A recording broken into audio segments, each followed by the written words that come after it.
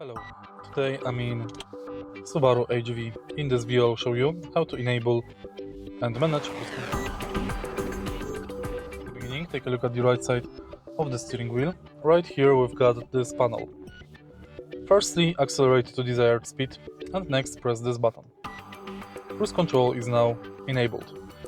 To activate it, select Set button.